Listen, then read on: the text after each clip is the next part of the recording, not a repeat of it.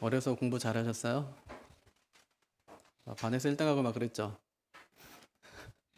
공부 잘하는 애들 보니까 두 가지 하더라. 예습하고 복습하고. 예습도 중요하지만 복습이 진짜 중요하거든요. 그러니까 한 번 하면 잘 모르죠, 그죠? 전 머리가 나빠가지고 잘 안 외워져요. 근데 진짜 제일 싫어했던 게 국사 막 이런 거예요. 막 외워야 되는데 안 외워질 때 막. 그러니까 전체를 막 읽고 나서 요약해야 되는데 어릴 때 그 능력이 없으니까 몰랐어요, 공부하는 법을. 잘하면서 이제 공부를 좀 해보니까 알겠더라고요. 그래서 요약하면 이제 전체를 이해할 수 있는데 그걸 잘 못하니까 계속 반복해야 되거든요. 제가 인생에서 가장 어려웠던 시험이 목사고시였어요.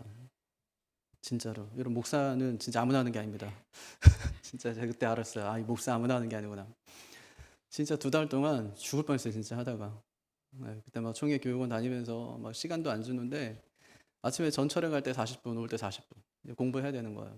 그러니까 헌법책을 펴들고 외워야 되는데 목사의 직무 8가지, 뭐 장로의 직무 8가지 이런 거예요. 이건 뭐 주관식이 아니라서 전부 그냥 뭐 써야 돼요. 8가지니까 뭐 찬송을 뭐 지도하는 일 이런 거 다 외워야 되거든요. 안 외워져요, 잘. 그러니까 처음에는 그걸 다 외우는 거예요, 그냥. 토시 하나 빼놓고 하면 안 돼요. 이게 법이기 때문에 빠져도 안 된대. 그냥 다 외워야 돼요, 그냥 똑같이. 그렇게 다 외운 다음에 이제 그걸 한 문장씩 정리하는 거예요, 한 문장으로. 그 다음에 나중에 이제 한 달 한 반 정도 됐을 때는 한 단어 있죠. 목사의 직무 8가지 중에 한 단어 막 찬송 뭐 이렇게 말씀 이렇게 하면은 그것만 해갖고 하면은 떠올리는 거예요. 그래서 2달을 공부한 기억이 있어요. 근데 참 희한하게 시험 딱 보고 났는데 하나도 생각이 안 나는 거예요, 이제. 시험 보기 전까지 다 외웠거든요, 제가 진짜. 예. 원래 저희 때만 해도 강사가 3년이었어요. 신입 졸업하면 강도사가 3년 하고 이제 목사 받는데 우리 교단에서 딱 3개 기관이 있어요. 딱 2년 만에 주는 거. 그게 총회교육원, 뭐 선교부, SFC, 뭐 간사 요 3가지인데 저는 2년 만에 받았잖아요. 그러니까 목사님들이 너는 한 해 더 해도 된다 이런 식이에요. 시험 못 보면 안 되는 거예요. 근데 저희 교육원 출신 중에 재수한 사람이 진짜 많아요. 시간을 안 주니까 공부를 할 수가 없으니까 다 목사 다 재수하는 거예요, 다. 그러니까 재수하면 안 되겠다. 그래가지고 정말 안 그러면 욕을 너무 많이 먹으니까 막 넌 뭔데 뭐 일찍 봤냐 뭐 이렇게 공부 열심히 했어. 학교 다닐 때도 뭐 히브리어 헬라어 시험 보거든요. 그러면 이제 보통 이제 보면은 빌립보서 전체가 뭐 시험 범위고 이래요. 그럼 마지막에 이제 시험 봐야 돼요. 그럼 그거 이제 하나하나 다 분해하고 사역하고 막 거기에 대한 의미도 쓰고 해야 되는 거거든요. 그럼 어떻게 공부하냐면 1절 공부하면 1절부터 이제 공부하고 쭉 그냥 분해도 다 하고 이제 사역할 수 있는지 해석하는 거죠. 해석할 수 있는지 보고 그다음 2절 하고 다시 이제 1절로 와서 또 1절과 2절 하고 그다음 3절 하고 3절 하면 다시 이제 1절과 2절 하고 3절 하고 시간이 얼마나 걸리겠어요, 이게. 밤새도록 해야 됩니다, 진짜 밤새도록. 네, 복습하는 거거든요. 놀라운 거는 시험 보고 났는데 다 잊어버리더라. 네. 에빙하우스라는 독일의 심리학자 있습니다. 그분이 망각 곡선이라는 이론을 주장했는데 학습한 다음에 20분 이내에 20분 지나면 42%를 잊어버린대요. 네, 그러니까 우리가 광고 시간에 설교 얘기 하나도 생각이 안 나잖아요. 이분 말이 맞는 것 같아요. 하루가 지나면 56%를 잊는답니다.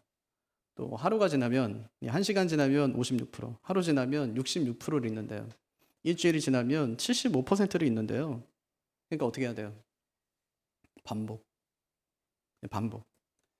그러니까 복습을 1시간 내에 하면 기억이 아주 오래 유지된답니다. 또 하루 뒤에 복습하면 기억이 더 오래 유지된대요. 일주일 후에 복습하면 장기 기억으로 전환된답니다. 제가 지금 잘하고 있는 거예요. 왜냐하면 매주마다 지난주에 했던 걸 제가 다시 이야기하기 때문에 이게 장기 기억이 될 거예요. 그죠? 되고 계시죠, 지금? 1장은 무슨 내용이라고 그랬어요? 이러면 안 돼. 1장 내용이 뭐야? 누구 죄? 이방인의 죄. 2장은 생각나셨죠? 유대인의 죄. 3장은 우리 모두의 죄. 그래서 하나님이 하신 일이 뭐예요? 하나님이 하신 일. 우리를 의롭게 하기 위해서 예수님을 죄가 되게 하고 우리의 죄를 예수님께 다 뒤집어 씌우고 예수님 우리 대신 죽게 해서 우리를 의롭게 하셨다. 그런 얘기잖아요. 예. 그래서 4장에서는 이것을 믿는 자가 의롭게 여김을 받는다. 이런 얘기했잖아요. 그래서 1장부터 4장은 인간이 죄인이라는 보편적인 본질, 인간은 죄인이다. 그래서 칭의, 하나님께서 이롭게 하는 것이 뭐 할례나 아니면 율법으로 되는 것이 아니라 믿음으로 말미암아 된다. 이게 이제 4장까지 내용이에요. 5장에서 무슨 얘기했죠?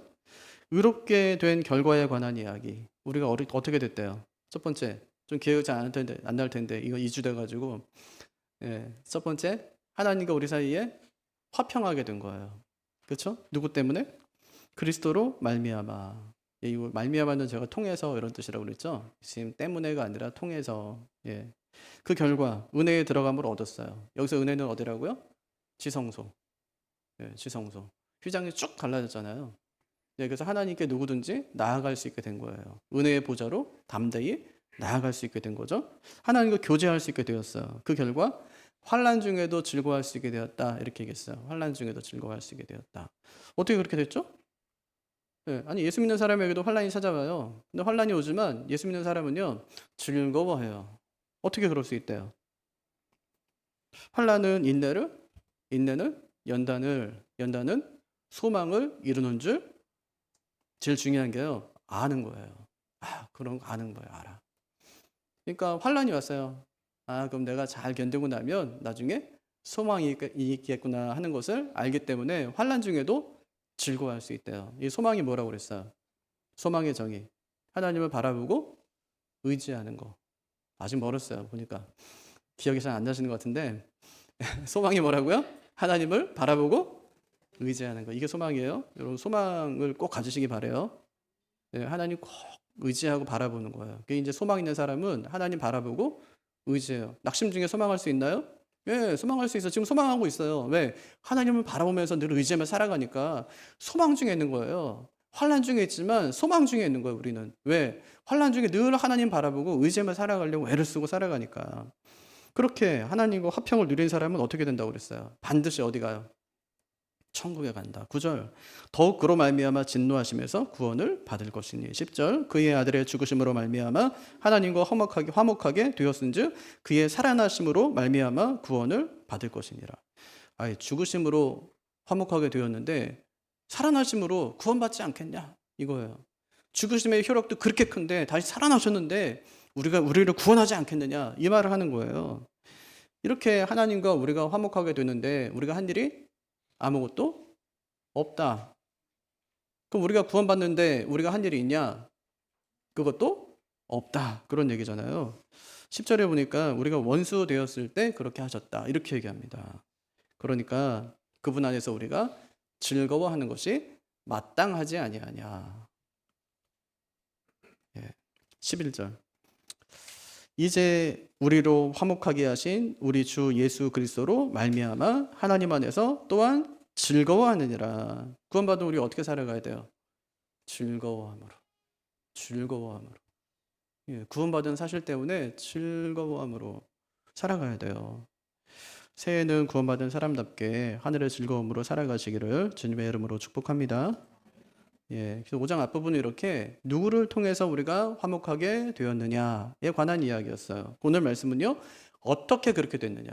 어떻게. 그것을 두 사람, 두 나무, 두 운명으로 오늘 말씀을 설명합니다. 먼저는 두 사람이에요. 누구하고 누굴 대조해요? 오늘 말씀 읽어보니까. 하나도 모르겠죠. 읽었는데. 생각도 안 나죠. 20분이 뭐야. 이제 한 5분 지났는데 하나도 생각이 안 나는 거예요. 이게 왜 그러냐? 복습을 안 해서 그래요. 지금부터 복습하는 거니까. 두 사람. 누구하고 누구 대조한 거예요? 아담과 예수 그리스도. 아담과 예수님은 인류의 두 대표입니다. 아담은 무슨 대표? 죄의 대표. 예수님은 구원의 대표. 아담은요, 불순종의 대표. 예수님은 순종의 대표예요. 11절에 보면 5장 11절 한 사람 예수 그리스도로 말미암아 뭐가 왔대요? 예수님으로 말미암아 구원이 왔다 이렇게 얘기하고요. 12절은 한 사람 아담으로 말미암아 죄와 사망이 왔다 그렇게 얘기합니다. 12절 한번 읽어볼까요? 시작. 그러므로 한 사람으로 말미암아 죄가 세상에 들어오고 죄로 말미암아 사망이 들어왔나니 이와 같이 모든 사람이 죄를 지었으므로 사망이 모든 사람에게 이르렀느니라. 그럼 왜 죄는 하와가 먼저 지었는데 아담을 통해 죄가 왔다 이렇게 얘기할까요? 아담이 가족의 대표니까. 가족의 대표. 아, 그건 뭐 그럴 수 있잖아요. 아담이 지은 죄가 근데 왜 내 죄가 돼요? 아담이 죄는 지었는데 왜 그가 지은 죄가 내가 지은 죄가 됩니까? 아담이 온 인류의 대표니까. 인류의 대표니까. 아담하고 하나님 사이에 언약을 맺었어요. 그 언약을 행위 언약이라고 불러요. 행위 언약. 예. 그 언약의 내용을 보니까 동산나무의 각종 실과는 마음대로 먹되 딱 하나 선악을 알게 하는 나무의 열매는 먹지 말라 이렇게 말씀하셨어요. 그럼 순종하면 영생, 불순종하면 영원한 사망인 거예요. 근데 아담이 어떻게 하죠? 언약을 어기고 선악과를 먹고 말아요. 그 결과 아담에게 사망이 찾아오게 된 거예요. 그 죄는 무슨 죄? 원죄라고 부르죠. 원죄라고 불러요. 그 결과 우리 모두가 다 죄인이 된 거예요. 그가 온 인류의 대표로 죄를 지었기 때문에 우리가 다 죄인이 된 거예요. 여러분, 만약에 예를 들어서 대통령이 국제 협약을 맺거나 전쟁을 선포하면 우리 어떻게 됩니까? 그 결정이 국민 전체에게 영향을 미치는 거예요. 그가 잘못했는데 우리가 다 뒤집었어. 그 잘못된 결정을 했는데 그 결과가 온 백성들에게 영향을 다 미친다고요. 그러니까 대통령 위해 기도해야 돼요, 안 해야 돼요? 아니, 대통령이 우리가 좋아하고 싫어할 수는 있어요. 그 사람 나 싫어. 그 사람 나 좋아. 할 수 있어요. 그런데 무시할 수는 없어. 좋아할 수도 있고 싫어할 수도 있는데 그 사람 무시할 수는 없어요. 왜 그럴까요? 대표니까. 그러니까 대표를 뽑을 때 잘 뽑아야 돼요, 안 뽑아야 돼요? 대표를 잘 뽑아야 돼. 여러분, 국가대표 아무나 합니까? 축구 잘한다고 뭐 축구 내가 좋아한다고 국가대표 할 수 있어요? 아니요. 아무나 안 시킵니다. 국가를 대표하는 사람이기 때문에 그의 승리는 꼭 국민의 승리고 나라의 승리가 되는 거예요. 예. 그러니까 아무나 선택하는 건 아니거든요. 그래서 모든 인간은 태어날 때부터 죄인으로 태어났다고 합니다. 그걸 다윗이 얘기해요. 내 어머니가 죄 중에서 나를 잉태하였나이다. 죄 중에서 나를 잉태하였대요. 여러분, 우리가 애기 낳으면 알 수 있잖아요. 애기가 예쁘지만 죄인이거든요. 나쁜 놈이에요. 예쁜데 나쁜 놈이에요. 왜 그래요? 엄마가 아프든 말든 상관이 없어요. 그냥 나만 돌보라는 거예요. 엄마도 아프거든요. 애기 낳으면 죽겠어 그냥 딱 거기서. 우울증 걸리고 막 이러거든요. 근데 애기는 그건 몰라요. 자기가 뭐 지금 아프다, 아니면 배고프다 이것만 아는 거죠. 그냥 나를 살려라, 나를 지금 먹여라. 예. 나쁜 짓은 가르치지 않아도 알아서 잘해요. 이렇게 죄를 지은 결과 인간이 어떻게 됩니까? 3장에서 아담이 타락하거든요. 예, 하나님 1장에서 세상을 만드세요. 2장에 사람 만들어요. 3장에 타락합니다. 그다음 4장에 곧바로 나오는 게 뭐냐면 죽었더라. 죄인은 죽는다는 거예요. 죄의 삭은 사망이에요. 예, 이처럼 죄의 결과는 엄청 무섭다는 겁니다. 그냥 엄청 무섭다는 거예요. 아담의 범죄 이후에 모든 사람에게 사망이 찾아온 것입니다. 이처럼 죄는 최초의 인간으로부터 시작되었어요. 그것을 바울은 율법이 있기 전부터 죄가 있었다 이렇게 얘기합니다. 네, 율법이 있기 전부터 죄는 있었다. 언제부터 있었다는 거예요? 처음 사람부터 죄는 있었다. 그렇게 얘기해요. 그게 13절이에요. 볼까요? 같이요. 죄가 율법이 있기 전에도 세상에 있었으나 율법이 없었을 때에는 죄를 죄로 여기지 아니하였느니라. 율법이 있기 전에 죄가 있었습니까? 없었습니까? 있었어요. 근데 왜 죄를 죄로 여기지 않죠? 이 말은 뭐냐면 율법 위반은 아니었다는 거예요. 죄는 죄는 있었지만 율법 위반은 아니에요. 왜 그럴까요? 율법이 없었으니까. 없었으니까 율법으로 그 죄를 판단할 수가 없어요. 죄는 있었어요. 예. 근데 율법이 없었을 때는 죄를 죄로 여기지 않았다는 말은 뭐냐면 그건 죄가 아니었다는 말이 아니라 적어도 율법 위반은 아니었다는 말이에요. 죄는 맞아요. 그러면 그때는 뭐가 죄를 지배했을까요? 아니, 율법이 생긴 다음부터는 죄는 율법이 지배해요. 그래서 율법이 죄인을 가리켜서 이 나쁜 놈 이렇게 하고 벌도 주고 그러는 거예요. 죄를 지배하기 때문에. 율법이 없었어요. 그러면 그 전에는 죄를 무엇이 지배했을까요? 사망이 지배했다는 거예요. 그 전에는. 그게 14절이에요. 시작. 그러나 아담으로부터 모세까지 아담의 범죄와 같은 죄를 짓지 아니한 자들까지도 사망이 왕노릇하였나니 아담은 오실 자의 모형이라. 그러니까 율법이 없을 때에도 죄는 있었어요. 아니, 죄 지은 사람 있나요? 있어요. 가인. 자기 동생 죽이잖아요. 노아의 때는 악이 그냥 관영했어요. 온 세상이 그냥 악덩어리 그냥. 그러니까 하나님이 오죽하면 물로 심판하겠어요. 또 소돔 보세요. 죄 때문에 멸망당합니다. 그 성이. 그러니까 죄의 결과가 뭐냐면 다 죽었다 이거예요. 죄 짓고 다 죽어요. 그죠? 다 죄 짓고 죽는 거잖아요. 가인도 노아 시대 사람들도 소돔 사람들도 전부 죄 때문에 죽었습니다. 그러니까 율법이 있기 전에 죄를 뭐가 다스린 거예요? 사망. 야, 죄 좀 죽는구나. 두려운 거구나 하는 생각이 들었다는 거죠. 예, 죄가 그만큼 무섭다는 거예요. 그럼 하나님이 세상을 이 죄에서 끝내냐고요? 그렇지 않다고요. 그래서 거기 뒤에 보면 아담은 오실자의 모형이라 이렇게 부르죠. 그죠? 아담은 오실자의 모형이라. 모형이라는 말은 본보기라는 뜻이에요. 본보기. 아담을 대신할 사람을 보내겠다는 뜻이에요. 그게 누굴까요? 아담을 대신해서 보낼 사람? 예수님. 보내서 뭐 하려고요? 18절이에요. 같이요. 뭐 하는지 보세요. 그런즉 한 범죄로 많은 사람이 정죄에 이른 것 같이 한 의로운 행위로 말미암아 많은 사람이 의롭다 하심을 받아 생명에 이르렀느니라. 예수님이 오셔서 하신 일. 아담이 못한 일을 대신하는 일. 이게 예수님께서 오셔서 하신 일이에요. 예수님은 우리 위해서 죽기만 한 게 아니에요. 그럼 뭐 했냐? 아담을 대신하려면 아담이 실패한 일을 다 해야 돼요, 예수님이. 그럼 아담이 뭐에 실패한지를 알아야 되겠네요, 그죠? 아담에게는 두 가지 일이 있었어요. 하나는 긍정적인 일이고 또 하나는 부정적인 일이에요. 하나님께서 긍정적인 요구를 하나 하시고 부정적인 요구를 하나 하신 거예요. 두 가지 요구를 하나님이 하셨어요. 긍정적인 요구는 선악을 알게 하는 나무의 실과는 먹지 마라. 이건 무슨 얘기냐면 너 선 넘지 마 이런 말이에요. 너 선 넘지 마. 내가 너를 지혜롭게 했고 만물의 영장으로 너를 삼았지만 너 선 넘으면 안 돼. 그럼 이게 이 선악과가 이게 뭐 대단한 나무는 아니었을 거예요. 그냥 생명나무 옆에 그냥 놓인 그 나무였을 거예요. 그냥 일반적인 나무. 엄청 화려하거나 크거나 뭐 대단하거나 눈에 띄거나 하는 나무가 아니라 그냥 하나님께서 언약의 징표로 두신 그 나무였을 거예요. 근데 하나님께서 그것을 볼 때마다 뭐냐면 니 왜 나 있다? 선 넘으면 안 돼? 하나님께서 그 나무를 그에게 주신 거예요. 그에게는 먹을 수 있는 자유도 있고 먹지 않아도 되는 자유도 있어요. 하나님께서 요구하신 것은 뭐냐면 나 때문에 먹지 않는 자유를 사용하는 거예요. 이것은 뭐냐면 하나님께서 인간에게 완전한 자유의지를 주셨다는 거예요. 나는 네가 나를 사랑하는데 억지로 그냥 마지못해 나를 사랑하는 것이 아니라 기계적으로 나를 사랑하는 것이 아니라 내 명령과 말을 기억해서 나를 생각해서 이것을 먹지 않으므로 끝까지 선을 넘지 않는 방식으로 나를 사랑했으면 좋겠다는 하나님의 사랑의 징표였어요. 인간을 얼마나 사랑하시는지 하나님께서 인간에게 완전한 자유를 주셨다는 그 상징이었어요. 근데 하나님께서 뭐 그 선악과를 갖다가 두셔가지고 사람으로 하여금 죄를 짓게 하고 이렇게 고통스럽게 하냐, 죄의 창시자가 하나님이 아니냐 이렇게 얘기하는 거는 하나님께서 왜 사람을 갖다가 AI처럼 만들지 않고 기계처럼 만들지 않고 왜 사람을 이렇게 자유롭게 만드셨냐 이런 말이니까 굉장히 어리석은 질문이란 말이에요. 그거. 하나님이 우리를 그만큼 믿고 사랑하셨다는 말이에요. 자유를 줬어요. 자유를 완전한 자유를 줘서 그 완전한 자유를 가지고 나를 사랑하고 나와 교제하기를 원하셨던 거예요. 하나님께서. 그게 선악과예요.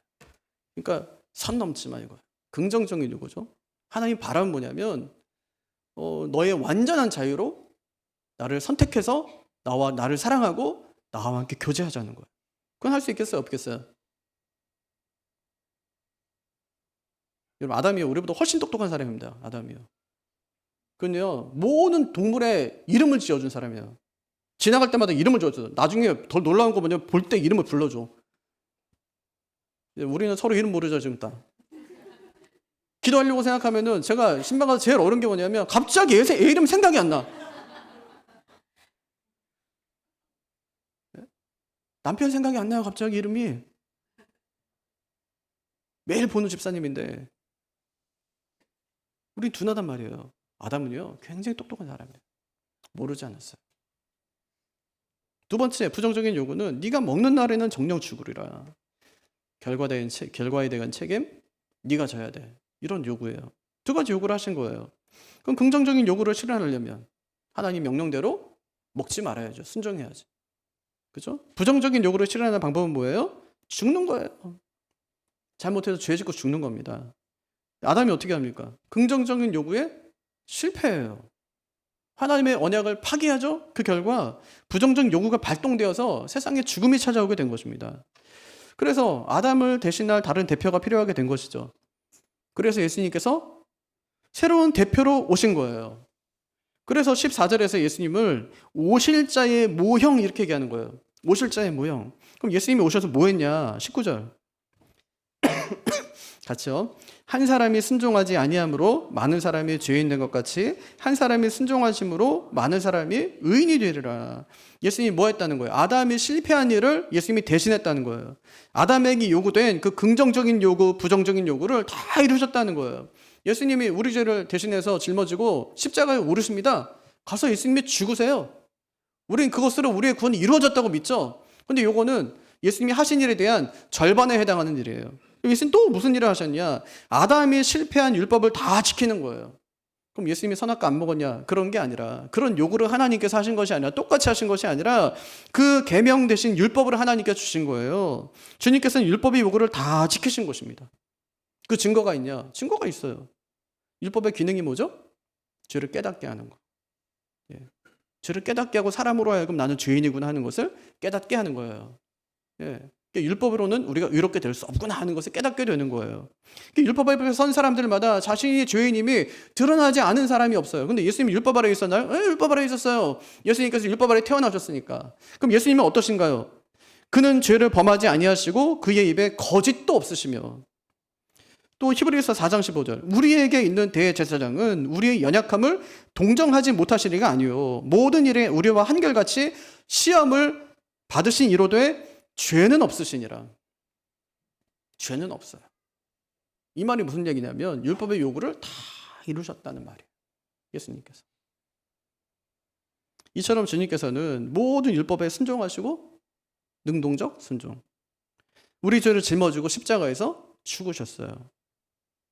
수동적 순종. 그리고 우리의 구원을 이루셨어요. 예, 두 사람 비교했네요. 그죠? 아담과 예수님. 아담이 와서 한 일은 뭐냐? 불순종. 그래서 죄와 사망을 가져오고 예수님이 오셔서 하시는 뭐냐? 순종. 생명과 구원을 가져오신 일. 두 사람. 이 모든 일이 어디서 시작되냐면 두 나무에서 시작됩니다. 두 나무. 한 나무는 선악과 나무이고 한 나무는 십자가 나무예요. 선악과 나무에서는 죄와 사망이 시작되었고 십자가 나무에서는 생명과 구원이 시작되었습니다. 아담이요 에덴 동산에서 선악과 나무를 통해서 하나님 명령을 거역합니다. 불순종하죠.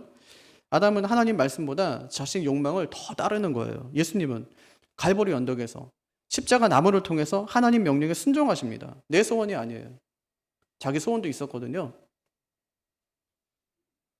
네, 하나님 할 수만 있으면 이 자녀를 내게서 옮겨주십시오. 예수님의 소원이에요. 근데 그것을 꺾어요. 그러나 나의 원대로 하지 마시고 아버지의 원대로 하십시오.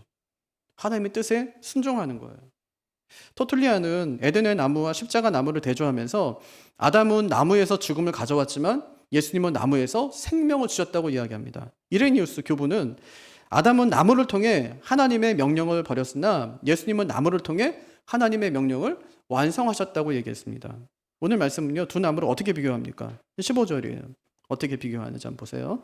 시작. 그러나 이 은사는 그 범죄와 같지 아니하니 곧 한 사람의 범죄를 인하여 많은 사람이 죽었은즉 더욱 하나님의 은혜와 또한 한 사람 예수 그리스도의 은혜로 말미암은 선물은 많은 사람에게 넘쳤느니라. 뭐하고 비교하는 거죠 지금? 은사와 범죄. 은사는 뭔데요? 은사는 선물. 그 선물은 뭐라고 그래요? 15절이 뭐라고 하냐면 한 사람 예수 그리스도의 은혜로 말미암은 선물. 예. 한 사람 예수 그리스도의 은혜로 말미암은 선물. 이 선물은 어떻대요? 그 범죄와 같지 않대요. 예, 다르다는 거예요, 그냥. 그 선물은 범죄와 같지 않다. 예수님은 십자가 나무는 이 선악과 나무와는 같지 않다. 이 말을 지금 하는 겁니다. 어떻게 다르냐면 한 사람의 범죄로 많은 사람이 죽었지만 한 사람의 은혜로 많은 사람에게 선물이 통 넘쳤다 이렇게 얘기합니다. 통 넘쳤다.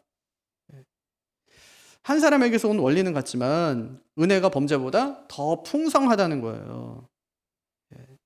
그 차이를 두 가지로 얘기하는데 그럼 어떤 차이냐? 첫째는 심판과 은사의 차이. 예수님과 아담의 차이를 어떻게 말합니까? 한번 16절 한번 보세요. 어떻게 이제 그런 차이가 나타나는지. 시작. 또 이 선물은 범죄한 한 사람으로 말미암은 것과 같지 아니하니 심판은 한 사람으로 말미암아 정죄에 이르렀으나 은사는 많은 범죄로 말미암아 의롭다 하심의 이름이니라. 심판은요 한 사람으로 말미암아 정죄에 이르렀대요. 근데 원문에 보니까 한 사람이 아니라 한 범죄로 말미암아 이렇게 돼 있어요. 예. 그렇죠. 은사 보니까 은사는 많은 범죄라고 나오죠, 그죠? 그러니까 사실 조금 이게 번역할 때 어쩌면 한 범죄로 말미암아 이렇게 했으면 훨씬 더 해석이 쉬웠을 거예요. 예. 그래야지 좀 대꾸가 맞아요. 예. 이처럼 한 범죄로 심판이 와요. 예. 한 범죄로 심판이 오고, 또 한 은사로, 예. 은사로 많은 범죄를 의롭게 하는 거예요. 그러니까 한 범죄로 온 심판보다 많은 범죄를 의롭게 하는 은사가 더 풍성하다. 그렇게 이제 그 차이를 이야기하고 있는 것입니다. 두 번째는 결과의 차이인데 17절 보면 같이요. 한 사람의 범죄로 말미암아 사망이 그 한 사람을 통하여 왕노릇하였은즉 더욱 은혜와 의의 선물을 넘치게 받는 자들은 한 분 예수 그리스도를 통하여 생명 안에서 왕노릇하리로다. 그러니까 아담의 범죄로 인류에 사망이 왔지만 그리스도의 순종으로 생명이 왔다는 거예요. 그러니까 둘 다 이제 한 사람 때문에 생긴 일인데 아담을 통해서는 사망이 오고 예수님 통해서는 생명이 왔다는 겁니다. 왜 이런 일이 생기냐면 순종과 불순종의 차이. 예. 그 결과 운명이 바뀌게 됐다는 거예요.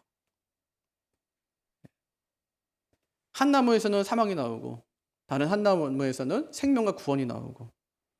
그래서 이제 그 나무에서부터 이제 운명의 차이가 이제 발생하게 된 것이죠. 그게 두 운명인데 죄와 사망의 운명 그리고 은혜와 생명의 운명 이렇게 이제 갈리게 됐다는 겁니다. 먼저 죄와 사망의 운명이에요. 20절인데 20절도 보죠.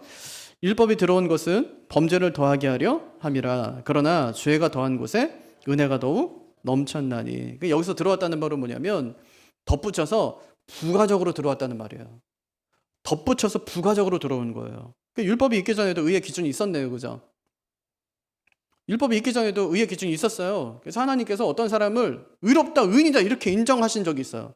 그게 노아거든요. 노아는 의인이요 당대의 완전한 자라. 노아는 의인이에요. 의인이라는 말은 뭐냐면 죄에 대한 기준이 있다는 말이에요. 예, 죄가 있으니까 의인이 있는 거죠. 죄인이 있으니까 의인이 있는 거니까. 예. 그것이 있다는 얘기인데 거기에 율법이 부가적으로 들어왔다는 말이에요. 예, 죄인이 원래 있었어요. 근데 거기에 율법이 부가적으로 들어와요. 뭘 갖고 들어오냐면 율법에 많은 조항들을 가지고 들어오는 거예요. 왜 그랬냐면 범죄가 더욱더 풍성해지게 하기 위해서. 계명이 많아지면 그것을 어기는 범죄자도 많아질 거 아닙니까? 왜 이렇게 계명을 하나님이 많아지게 한 걸까? 세 가지 이유 때문에. 첫째는 죄가 무엇인지 알게 하려고. 죄가 뭐라고 그랬죠? 죄는 하나님의 뜻을 거스리는 생각과 말과 행동. 이 정의를 알기 전까지는 죄가 뭐지? 막연하지만 정의를 알게 되면 내가 하나님의 뜻을 거스리는 생각과 말과 행동을 해서는 안 되지. 예. 만약에 그런 생각을 했어. 나쁜 생각했어요. 이건 하나님의 뜻을 거스리는 거니까 이건 죄지. 알 수 있게 됐죠. 그죠? 예, 정의를 알면 죄가 더 많아진단 말이에요. 두 번째, 죄의 심각성을 깨닫게 하기 위해서. 율법이 없으면 죄를 아주 가볍게 여겨요. 죄 지어도 벌하는 게 없으니까. 근데 만약 율법이 생겼다. 그럼 너 이거 하면 죽어? 이렇게 하면은 그 죄를 짓지 않겠죠. 예. 그렇게 죄가 늘어난 만큼 죄책감도 늘어나게 된 거예요. 예, 율법이 있으니까 난 죄인이야. 죄인은 죽어야지 이렇게요. 자꾸 그 죄책감을 갖게 되었어요. 세 번째, 왜 그랬냐? 은혜를 풍성히 드러나게 하기 위해서요. 은혜를 풍성히 드러내게 하기 위해서. 그래서 죄가 더한 곳에 은혜가 더욱 넘친다. 그렇게 얘기했죠. 이 말은 뭐예요? 어떤 사람은 정말 신앙으로 살려고 애를 쓰는 사람이 있어요. 근데 어떤 사람은 막 살아 그냥. 죄 짓고 막 감옥 가고 막 사람 죽이고 그래요. 감옥 갔다가 세상 선고 받았는데 나중에 거기서 예수 믿고 막 구원 받았네 할렐루야 막 이러면서 그럼 짜증나죠 막. 저건 뭐야? 이렇게 생각되죠. 그게 죄가 더한 곳에 은혜가 더 넘친다 그런 거니까 큰 죄를 지을수록 하나님의 은혜를 더 많이 받고 그런 겁니까? 그런 뜻이 아니라고요. 이건 뭐냐 그러면 이게 은혜의 용도라는 말이에요. 은혜는 왜 있습니까? 용서하기 위해서 은혜가 있는 거예요. 은혜가 커요 아니면 죄가 커요? 은혜가 큽니다. 항상 은혜가 큽니다. 예, 은혜는요 죄를 다 덮고도 남아요. 어떤 죄든지 은혜는 다 덮어버려요 그냥.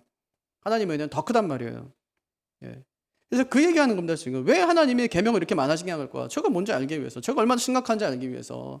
또 하나가 있다면 은혜를 풍성히 드러내게 하기 위해서. 이처럼 아담으로 말미암아 죄와 사망의 운명에 처한 우리를 예수님께서 그 운명을 바꾸셨다는 말이에요. 바꾸셨다. 어떤 운명으로 바꿔주셨냐? 두 번째 운명. 은혜와 생명의 운명이에요. 어디서? 죄와 사망의 운명에서 은혜와 생명의 운명으로 바꾸어 주셨다. 이 얘기합니다. 21절. 자, 시작.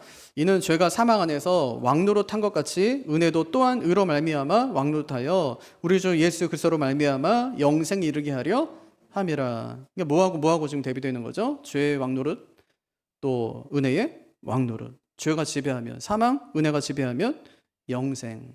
오늘 말씀 읽다 보면은 한. 이 한이라는 단어가 얼마나 자주 나오는지 몰라요. 12절에 한 사람, 15절 한 사람, 16절 한 사람, 17절 한 사람, 18절 한 의로운 행위, 19절 한 사람. 하나님은 아담과 예수 두 대표를 주셨어요. 대표가 잘해야 돼요. 요즘 우리나라가 왜 요새 어려움을 겪죠? 대표가 못해요. 대표가 잘해야 되는데 대표가 못해요. 왜 쓸데없는 일 해가지고 나라를 그렇게 어렵게 합니까? 자기는 지금 얼마나 또 어렵겠어요. 마음이 위축되고. 잘했다고 생각하겠습니다. 자기가 괜한 짓을 한 거지. 여러분, 아담이 잘했다면 모든 인류는 그냥 아담의 순종 때문에 다 복받고 살아가는 거예요. 전쟁도 없습니다. 에덴에 무슨 전쟁이 있습니까? 뭘 싸울 게 뭐가 있습니까? 이란 애도 하나님이 다 뭐 주고 막 먹고 살고 하는 건데 굉장히 풍성한 데 살아갈 수 있는 거예요. 하지만 그가 타락했어요. 그 결과가 아주 비참하게 되었습니다. 아담의 죄 때문에 이 고생을 하는 게 바로 대표의 원리 때문에 그렇다는 거예요. 그래서 성경은 이 대표의 원리를 언약 이렇게 불러요. 언약의 대표의 순종에 따라서 공동체가 복을 받기도 하고 화를 당하기도 하는 겁니다. 아담을 통해 온 인류가 화를 당하자 하나님이 하신 일 대표를 바꿔줘요. 대표를 바꿔줘요. 예수님을 두 번째 아담으로 하나님이 세우십니다. 그럼 예수님이 오셔서 하신 일이 뭐냐? 아담이 실패한 일을 하는 거예요. 아담은요, 자기 죄 때문에 죄 짓고 실패해서 죽어요. 그리고 끝냅니다. 그건 자기 인생을. 예수님은 순종함으로 모든 사람은 다 자기가 다 품어요. 예? 아담의 죄 때문에 다 이제 죽을 수밖에 없는 그 죄인들이 있잖아요. 그 모든 사람은 자기가 다 품고 십자가에서 예수님이 죽으십니다. 이렇게 대신한 걸 어려운 신학적인 용어로 내포적 대신이라고 불러요. 내포적 대신. 예수님이 모든 사람을 다 품고 그들 대신에 죽으신 겁니다. 그럼 만약에 예수님이 다 품고 죽지 않았다면 어떻게 될까요? 우리가 한 사람 한 사람을 예수님이 대신해서 죽는다면 그러면 수십억 번 죽었다 살아나야 돼요. 나를 위해서 한 번 죽었다 살아나야 되고 우리 장로님 위해서 한 번 죽었다 살아나셔야 돼요. 그렇게 되는 거예요. 그것을 수없이 반복해야 돼요. 예수님께서. 그럼 시간이 얼마나 많이 걸리겠어요? 예수님도 얼마나 많이 고통을 당해야 되겠어요? 하지만 하나님은 대표의 원리를 통해서 그 일을 단번에 이루십니다. 이렇게 주님이 단번에 이루신 구원 사역을 통해서 우리가 하나님과 화평을 누리게 되었다는 것. 이게 5장의 내용. 쉽게 된 거 아닙니다. 말씀을 정리할게요. 오늘은요, 두 사람, 두 나무, 두 운명에 대해 살펴봤습니다. 아담은요, 불순종으로 죄와 죽음을 가져왔지만 예수님은 순종으로 은혜와 생명을 가져오셨어요. 두 사람. 두 나무, 에덴의 나무는 죄의 기원이 되었고 십자가의 나무는 구원의 길이 되었다. 두 나무. 두 운명, 아담의 길은 죄와 사망으로 이어졌지만 예수님의 길은 은혜와 생명으로 이어졌다. 그럼 우리는 누구를 선택하고 어떤 길을 가야 될 것이냐 하는 겁니다. 여러분, 우리는요 지금 두 사람 앞에 서 있습니다. 한 사람은 하나님의 뜻을 거역해서 인류의 죄와 죽음을 가져온 사람이고 다른 한 사람은 하나님 뜻에 자기의 삶을 맡기고 생명과 구원을 가져오신 분이에요. 두 사람. 두 운명, 우린 지금 두 나무 가운데 서 있습니다. 한 나무는 욕망을 위한 도구로 사용된 불순종의 나무이고 다른 한 나무는 하나님의 뜻을 이루기 위해서 생명을 내어준 순종의 나무입니다. 십자가의 나무. 두 나무. 우리는 두 운명 앞에 서 있습니다. 하나는 죄와 죽음이 지배하는 운명이고 다른 하나는 은혜와 생명이 넘치는 운명입니다. 누구를 선택하고 어느 길을 가야 될까요? 두 사람 중 누구를 따를 것입니까? 두 나무 중 어느 나무를 바라보며 살아야 될까요? 두 운명 중 어디로 가겠습니까? 선택해야 된다는 말이에요. 주님께 소망 두고 살아가는 새해가 되시기를 주님의 이름으로 축복합니다.